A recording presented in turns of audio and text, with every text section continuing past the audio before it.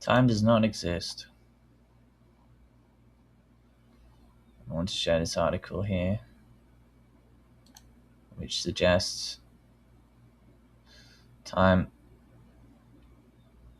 time is an illusion. So it says space-time does not exist, but it's a useful concept for understanding our reality. Whether space-time exists should neither be controversial nor conceptually challenging, given the definitions of space-time events and instants. The idea that space-time exists is no more viable than the outdated belief that the celestial sphere exists. Both are observer-centered models that are powerful and convenient for describing the world, but neither represents reality itself. Let's scroll down. Objects exist. Consider what exists mean. Objects, buildings, people, cities, plants, galaxies exist, but either they are either places or occupy places, enduring there over interval.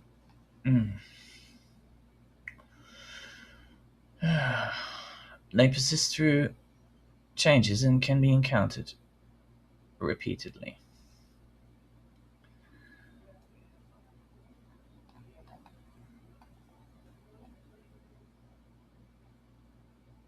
So the article argues that only objects exist, events don't exist, actions don't exist.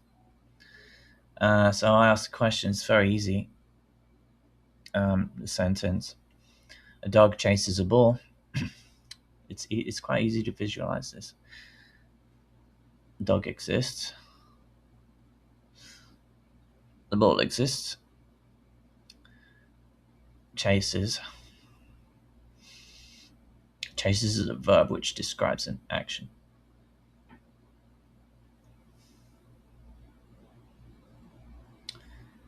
And the action by itself has no existence. It's a process. And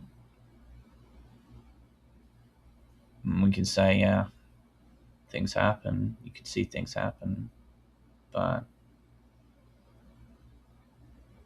this article's arguing, considering events as things is not accurate. It's not accurate description of our reality. Let's read a little bit more. Space-time does not exist. Events do not exist, they happen. Consequently, space-time does not exist. Well,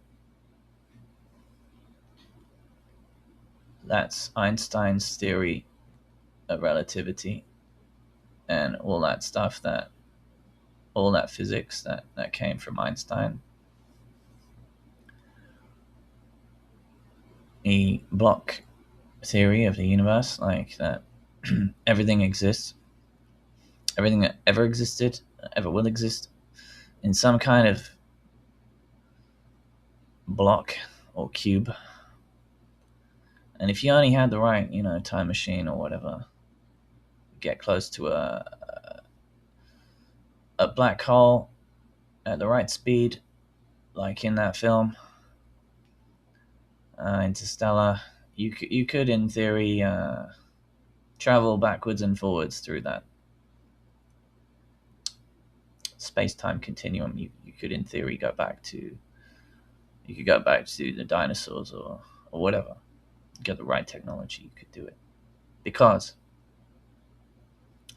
it's a cube. And just as space is a place where humans can travel through, in and out, across the oceans, fly in planes,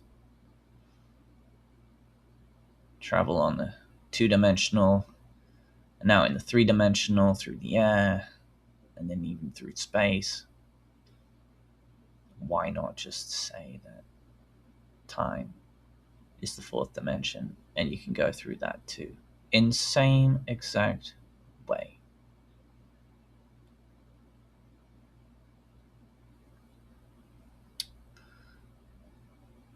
And all these films, Back to the Future, and stuff about time travel, it's based on this premise.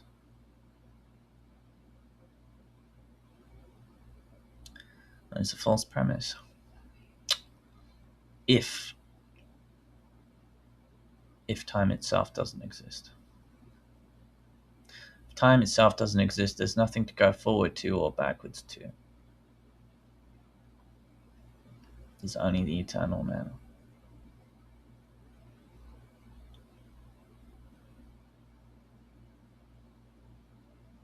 Let me read another part here. First, there is no empirical evidence that any past, present, or future event exists in the way that things in the world around us exist.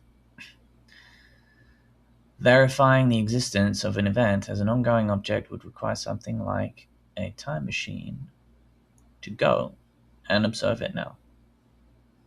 Even present events cannot be verified as ongoing things that exist. In contrast, material objects exist. So the only thing we can be sure about is that things exist. Actions don't exist. So dog chases a ball, dog exists, ball exists, chase doesn't exist. Let's extend that to connect it with the idea that time doesn't exist. The earth exists, the sun exists. The earth goes around the sun, or the earth orbits the sun. Orbit is the action. Orbit is verb describing change. And orbit does not exist.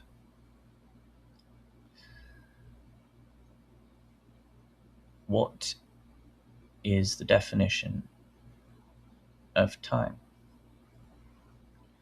One definition is a year, which is the orbiting of the Earth around the sun. So if we can conclude that the action does not exist,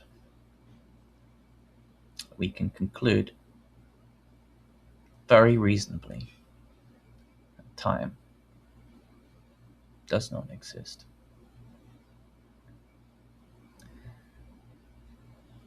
99.9999999% of people are not going to get this and never going to get this. And in fact, it takes some kind of leap of faith to conceptually feel, despite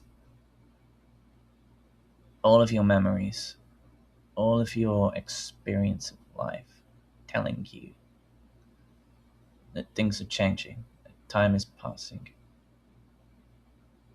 All the books you've read, all the films you've watched, your calendar, your age, people appearing, people disappearing. The more experience you have in life, the more you realize, the more you feel time's a real thing.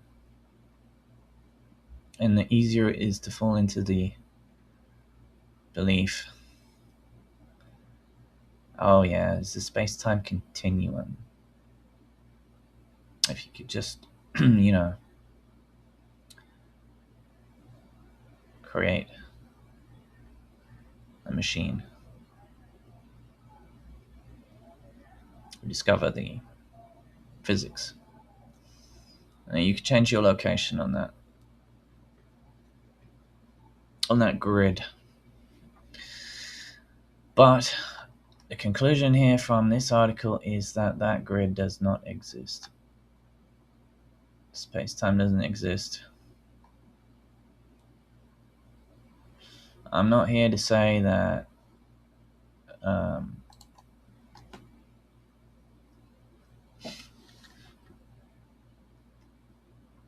things aren't changing? Are we got distinct memory that things are changing?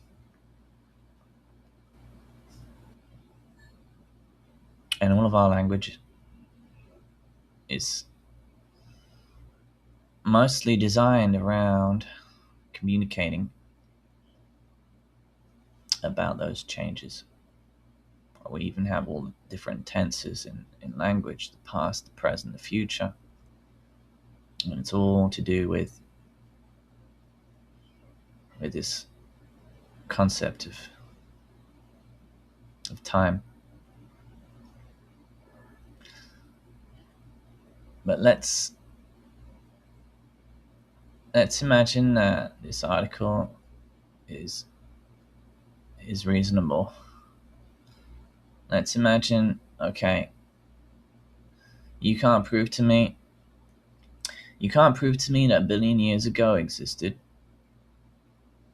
right? You have maybe like one or two rocks,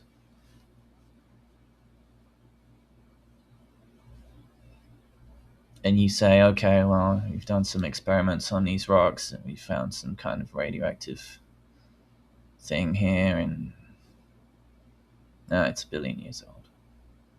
So that's all you've got.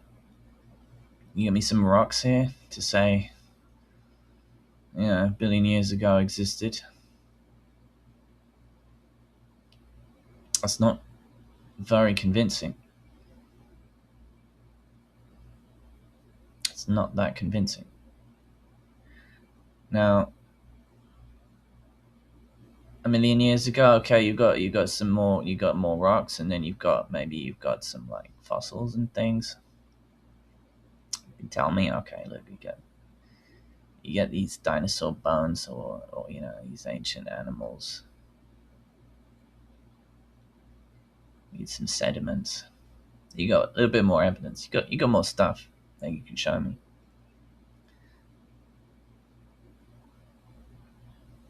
You're not really gonna convince me. I mean, it's such a long time ago. Unless you can get the time machine, take me back there, and show me. It's more difficult. It's difficult to convince me that that existed. Now, do the same with yesterday. You got lots of evidence. You got your calendars. You got timelines. You got newspapers with the numbers on it, with the calendar. You get photographs, videos. You get sequences. You got quite a lot of evidence to show me that yesterday existed, and it's pretty convincing. It's pretty convincing. But it isn't the actual day yesterday. You can't show me a piece of yesterday physically. You can't show me that light that you say fell to the earth from the sun. Yes, you can't show me that. You can't show me yesterday. You can only show me recordings, calendars, pictures. And all of those things are only existing now. You can only show me something from yesterday now. And you can create quite a good argument that time exists. It's very convincing. It's very convincing. And then you project it out and you say, well, it's just going to continue, and that will be the future.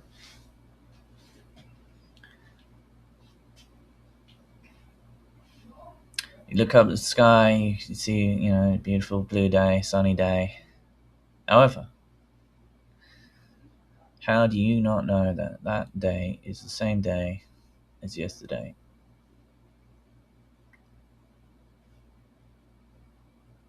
can't prove it empirically.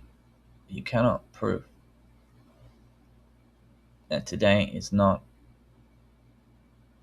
yesterday and the day before that and forever. You can't prove that this day, this very moment, in fact,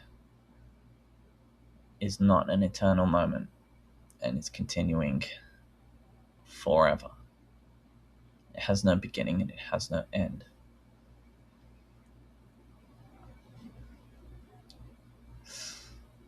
And that's really where I want to end the discussion on time. Anything I want to expand on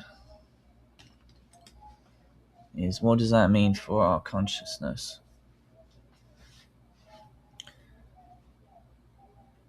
Time doesn't exist, and you weren't born, and you're not going to die. You exist in eternal now. You can consider that the perception that you're having right now is eternal if you accept the idea that time itself does not exist.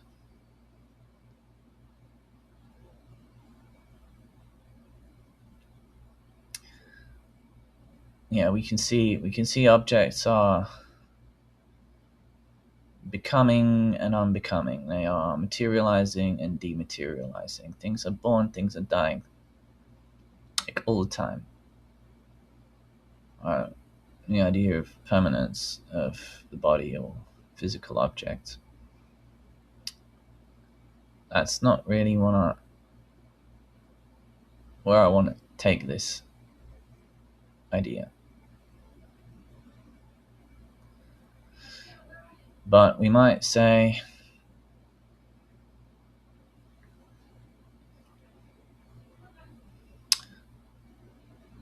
could it be possible to argue that the conscious perception, the awareness that I have right now, is eternal, undying, and eternal?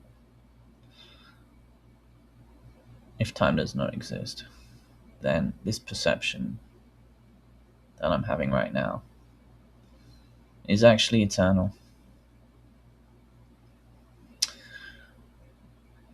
Throughout my life, you've experienced the ups and downs of, material changes, emotions taking you up and down, things that you've read, things that you've done, things that you've seen. Those are undeniable changes. But how about the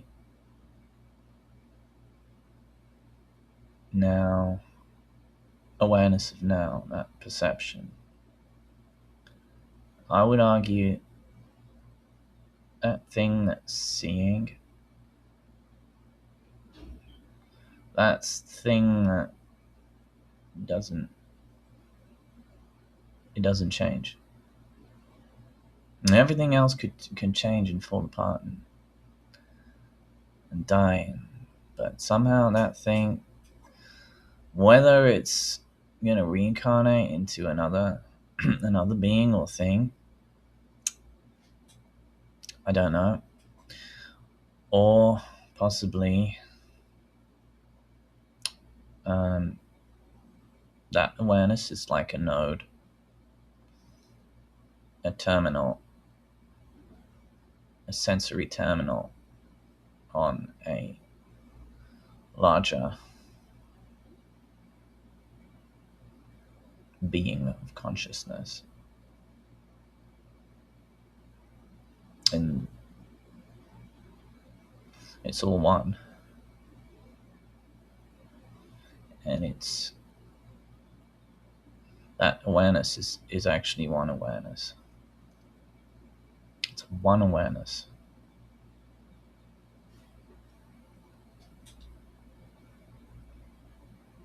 That's where I'll end it. That's what I wanted to communicate.